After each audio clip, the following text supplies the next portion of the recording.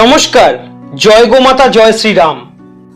আচ্ছা, আপনি কি কখনো ভেবে দেখেছেন আমরা যে স্বাধীনতার ইতিহাস পড়ি সেখানে কি সব সত্য তুলে ধরা হয়, নাকি কিছু গুরুত্বপূর্ণ দিক সময়ের সাথে আড়ালে চলে যায়?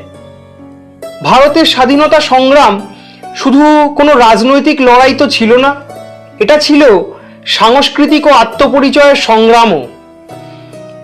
বঙ্কিমচন্দ্রের বন্দে মাতরম, স্বামী বিবেকানন্দের জাতীয় চেতনা, নেতাজি সুভাষচন্দ্র বসুর অনুপ্রেরণা, এসবের মধ্যে ধর্মীয় ও সাংস্কৃতিক শক্তির প্রভাব তো ছিলই।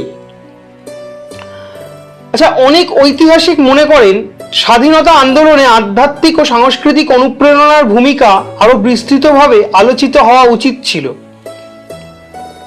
ভারতীয় সংবিধান দেশের বৈচিত্র্যকে স্বীকৃতি দেয়।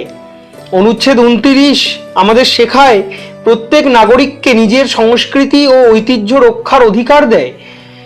ইতিহাস ও সংস্কৃতি সংরক্ষণ নিয়ে যদি বলি, একটি জাতির পরিচয় রক্ষার গুরুত্বপূর্ণ অংশ সেটি। তাই ইতিহাস নিয়ে আলোচনা করা বা নতুন গবেষণা তুলে ধরা গণতান্ত্রিক সমাজে স্বাভাবিক ও প্রয়োজনীয়। আমাদের সনাতন দর্শন যেটা বলে যে সত্যমেব জয়তে, অর্থাৎ সত্যেরই জয় হয়।